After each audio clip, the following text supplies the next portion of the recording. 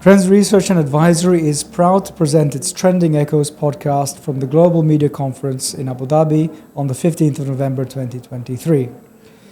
My name is Stephen Scarlett from the Global Trends team, and today's topic is climate change and marine biodiversity. Joining us today on Trending Echoes is Dr. Hind Al Ameri, a marine conservation scientist at the Environment Agency Abu Dhabi. Holding a PhD from the University of Exeter, an MSc from the University of Leeds, also in the UK, and an undergraduate degree from Abu Dhabi University. Dr. Hind, Mabruk, you are already widely published in academia. And within that universe of accomplishments, I understand that you have a scientific interest and also a personal affection for the hawksbill turtle, which was the subject of your PhD thesis. Dr. Hind, it's wonderful to have you with us today. A warm welcome from Trending Echoes for what I'm certain will be an interesting, insightful, and also educational, given the specialization of today's subject, discussion. Thank you. Thank you for having me. I'm more than honored to be here discussing a topic that not only am I very passionate about, but I think is very crucial to be discussed in light of recent changes that are happening in our environment. Absolutely critical. In the year of COP28 and also thereafter. Definitely, yes.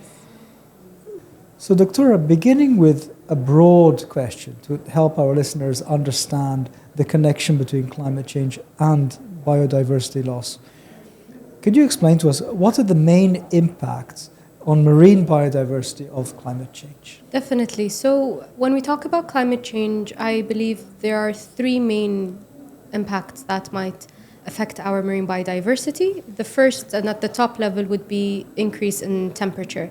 And when we talk about increase in temperature, it's not only on the sea areas, but also on sand, in the atmosphere. It can all impact our marine biodiversity. For example, our corals are very temperature sensitive. So an increase in temperature would lead to coral bleaching, and it's something that we have been actually seeing. Another thing I would mention is ocean acidification. And ocean acidification comes because there is an increase in carbon dioxide in our atmosphere. And our oceans actually trap carbon dioxide. But because there's an increase and they're trapping even more, it leads to that change in ocean acidification, thus impacting our biodiversity. And the third one would be sea level rise. So sea level rise impacts our coastal habitats, which are vital for our critical habitats, such as mangroves, that are not only important because they help safeguard our coast, but also act as nurseries for fish. A lot of crabs are there. With sea level rise, that habitat would be destroyed. So you can think of it all as a system, because that's how ecosystems are. If it's one thing that's impacted, everything else that relies on that would also be impacted, whether it was a species or a habitat. It's very complex, especially when we compare it, not to say that climate change per se isn't complex, but something like greenhouse gas emissions is quantifiable, it's understandable, and there's a more or less linear relationship. Yes. But I'm struck by how complex the biosphere really is. Yes. So, if it's possible to say, which marine species in particular, also in the Arabian Gulf, are more impacted by the changing climate? So I think the vulnerability of species to climate change would depend on how a species or how much it depends on temperature, or how much it relies on temperature. Right. So if we go back to my favorite species, the sea turtles. So sea turtles are cold-blooded reptiles. So they depend a lot on the external temperature to regulate their own. So when we say there's a change in temperature, and another fact is that temperature is actually what decides if it's a male or a female when they are developing in their eggs. So if it's actually very hot, it will be more females. So if you think of it in the context of climate change and increase in temperature, would our population all be feminized? And if they are, where will the male population be? And then that reproduction rate would go low or will be non-existent at all. So we risk of having that species extinct, which are actually maintaining the health of our corals. And then that would also be degraded. So again, going back to that point where it's all connected. So one species, although it might seem not important to some, but they are part of an ecosystem, and not having them there would lead to catastrophic events. That's incredible. I think it's an underappreciated aspect of the climate debate. Yes. To the lay people, we attach ourselves to simplistic notions. But I know that in Europe these days we talk a lot about the bees, of course, because of pollination, but I had no idea of the relation between turtles and the health of coral ecosystems. Yes. That's really incredible. We're seeing some very unusual things. I remember 2 or 3 years ago there were some orcas, and I think they were proper North Atlantic orca species that had wandered into the Arabian Gulf, and they do every now and then. Yes. So presumably, if the water temperature continues increasing, we won't maybe see them that often anymore. So even with climate change, there is a risk of change in migration routes. So maybe that's part of it. We're also seeing whale sharks in our seas as well, which is not a very common sight, but we've actually been seeing them. So I'm not sure if it can be attributed to that, but one of the impacts climate change will have on marine biodiversity is a change in migration routes because of the warmer temperatures they're facing in the oceans. And some of these species, like the cold temperature or like the warmer temperature, so it will have that shift in distribution, shift in abundance, and again a shift in their migration routes. I can imagine. And also the success of the reproduction. Yes. There must be an impact there. Yes. It's incredible how connected everything is. So what about the marine food chains? We're discussing complexity. It's not just one species, but that one species is a member of a food chain. If it's lucky, it gets to eat something instead of the other way around. It gets eaten by something. But how would you characterize the impact of these changes on marine food chains? Well, it's almost the same. So because larger species depend on, like, for example, again, going back to sea turtles. So sea turtles feed off sponges, and sponges that are found in coral areas. And corals, if there is ocean acidification, won't be able to thrive. Right. So again, that food chain would be depleted. And then as well, a lot of fish depend on coral nurseries or coral areas as nurseries. And then it would also impact us as humans who consider seafood as a major food source. So it's not just them as species, but it's also us as humans that would be impacted from climate change. So it's that whole. So it's not just affecting the bigger species or us as humans. It's also impacting the smaller plankton, the bacteria, the shrimp, like all the smaller species as well. So, yes. Well, fascinatingly, you've brought now humans, obviously, into the picture, not only on account of the global warming and temperature change in the oceans, but also on account of our unfortunate habit to consume large amounts of seafood. Yes. So on that topic, how would you describe, but I think I know the answer already, the impact of overfishing or destructive fishing on the marine ecosystem? And is there a way to make fishing sustainable and less damaging? So overfishing causes depletion in our fish stocks. And that again goes back to the ecosystem being in an imbalance and impacting us as humans not having enough to fish and not having enough to source, which is a major food source. And then it also impacts the species that depend on these species as well, like that depend on them as prey.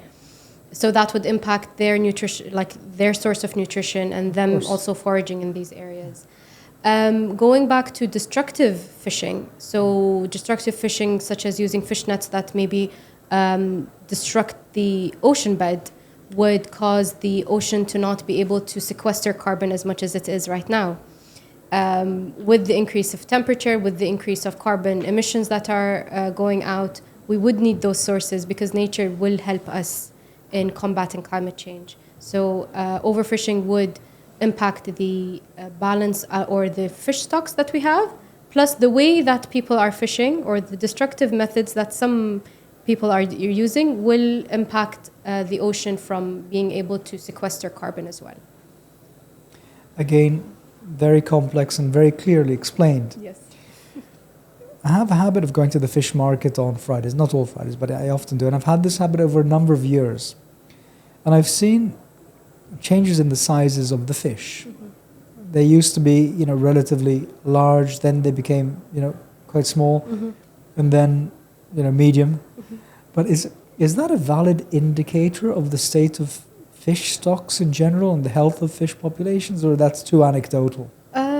I don't think so, because I'm not really a fish person when it comes to the specifics of fish stocks, but I know that specifically within Abu Dhabi Emirate, there is a strong regulation when it comes to the size of fish that's being fished out of the sea. So we do have people that go out to the fish market early morning to check that the sizes and the species that they're fishing is part of the species list that is okay to be fished, and the size is within the limit that has been published to be okay to be fished. They're not the smaller sizes. Excellent policies. So that's one of the policies that Abu Dhabi Emirate implements on to maintain fish stocks, and also bans on specific seasons for specific type of fish to be fished during their spawning season, to give them that chance to grow and then obviously be fished out, but not to fish the smaller sizes. Interesting. I had no idea that the regulation was that complex, yes. to take into account spawning season and so on. But of course, I mean it's a scientific approach. Yes. To regulation. Yes. The coastal pollution, I suppose, fortunately we don't have too much of that at least in the Arabian Gulf, this side of the Gulf, but I believe also on the other side. But is that a phenomenon that is of concern to the marine biosphere? Well, when we talk about marine debris, I would say marine debris, yes, definitely. I mean, pollution when it comes from, again, humans, from single-use materials such as plastics and there's other single-use stuff that's also harmful. We find a lot of microplastics in our dead turtles, unfortunately, when we've actually looked inside and seen the causes of mortality. Personally, I've seen balloon pieces inside them, pieces of plastic cups. So even though it might not be the main cause of mortality, but we have been seeing them inside these species. When it comes to, for example, industrial waste or any kind of waste that's being deposited into the sea, definitely it will have an impact on marine life. Whether we see it now or we see it later, it might be accumulated within the fish that we eat as well. There are several factors that, or several ways that may impact them. That is very interesting. Plastics have been on the radar for a number of years, but it's only when we speak with a scientist and a practitioner such as yourself that we actually understand. No, these plastics are ingested, they cause death, they're very harmful. Yes. So we hope to see in the broader trend of decreasing the use of single-use plastics, a strong decrease also in the reach of those plastics into the marine environment. It's very sad to hear about it. Shifting the focus a little bit, Dr. Hind, to a policy kind of perspective. As you know, there is a biodiversity COP, and it's unfortunately under-marketed, underappreciated. When I wrote this question down, I didn't really know the answer. Now I have a greater sense that it's because this is a complicated area. Yes. It's not, unless one has the opportunity to speak, someone such as yourself, able to explain things simply, but in a scientific way, it's hard to grasp to the layperson.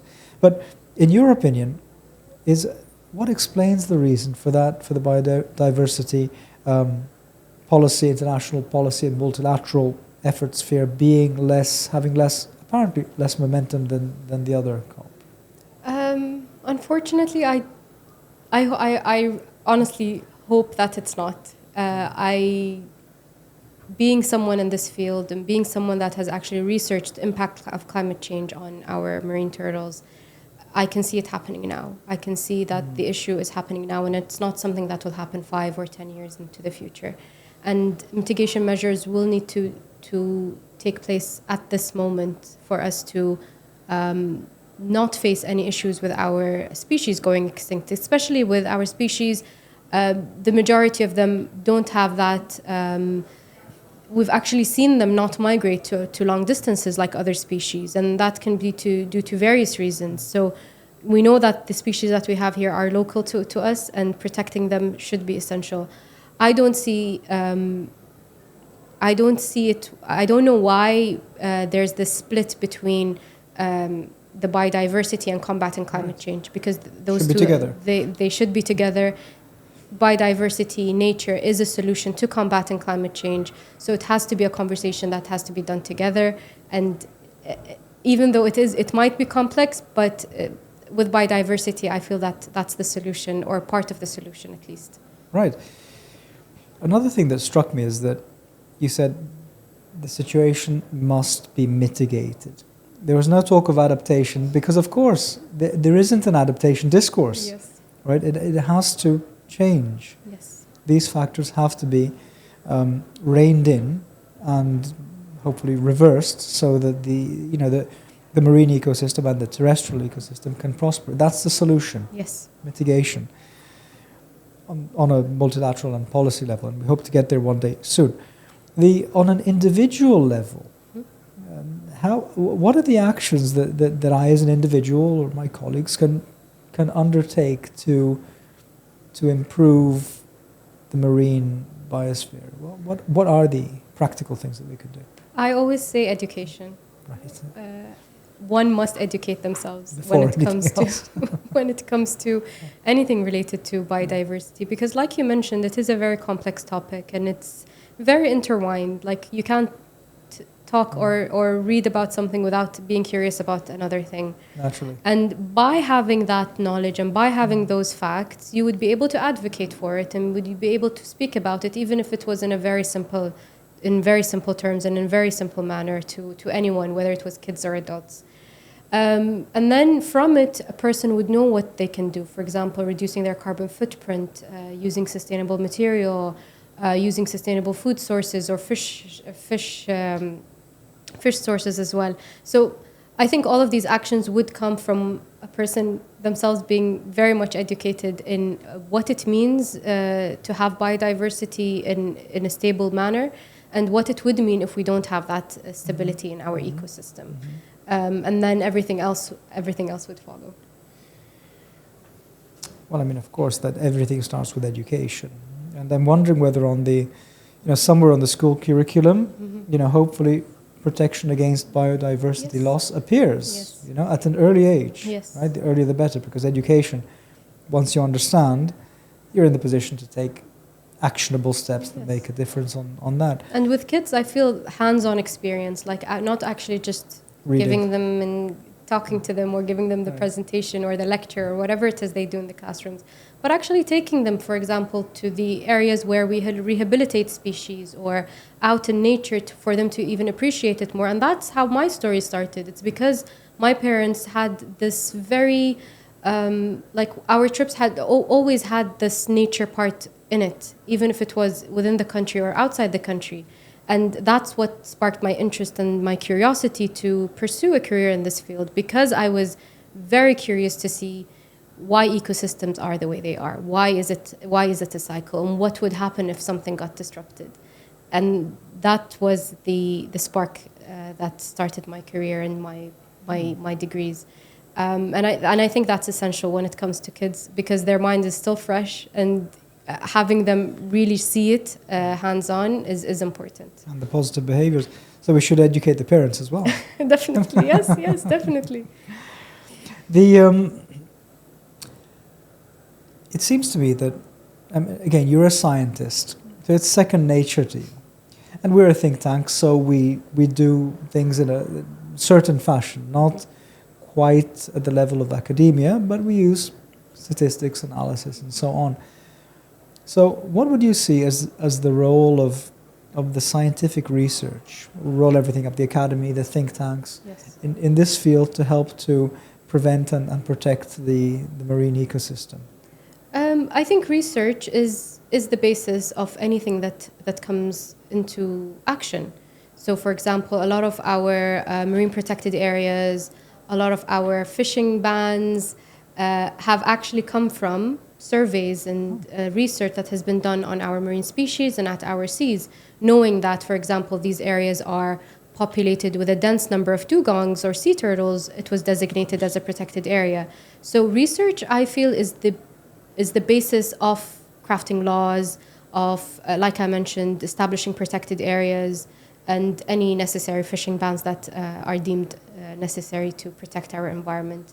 And that's where I feel the role of think tanks, universities, research institutes come in, because there's a lot to cover. And there's, like, I spent 4 years studying just how sea level rise and temperature will impact a hawksbill turtle in Abu Dhabi, and that took me 4 years. So it's a lot of time and a lot of effort and a lot of field days that needs to be spent and done. And if everyone comes together, we can advance research in this area, which would help develop, like I mentioned, any necessary measures that are needed to protect the species and habitats. Mm-hmm. Well, again, it's very clear. It's very clear what the linkages are, from research directly into policy. Yes. And naturally, my colleagues in surveys will be thrilled to hear that the basis of regulatory and legislative action was a survey. Yes. Of course, it has gives to you be. An educated. Right. It's an educated thing that you have, and right. Yes. Yeah, that's really terrific. Do you see a role for technology in this field?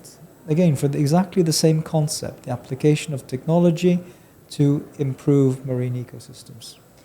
Technology will help research a lot. Mm-hmm. It will help coming to, when it comes to analyzing or surveying, it would be quicker and faster, resulting in quicker and faster policies made and everything else that comes from it. I know AI is something that is being implemented in different fields right now when it comes to research. For example, identifying the species from a drone rather than you actually going out and seeing the species and all the time that's spent outside as well. So it will advance research a lot, knowing how to or where to and what it can come from it is something that needs to be discussed further and researched further to see how technology can actually be implemented in these areas. So definitely advances in technology will help. Mm-hmm.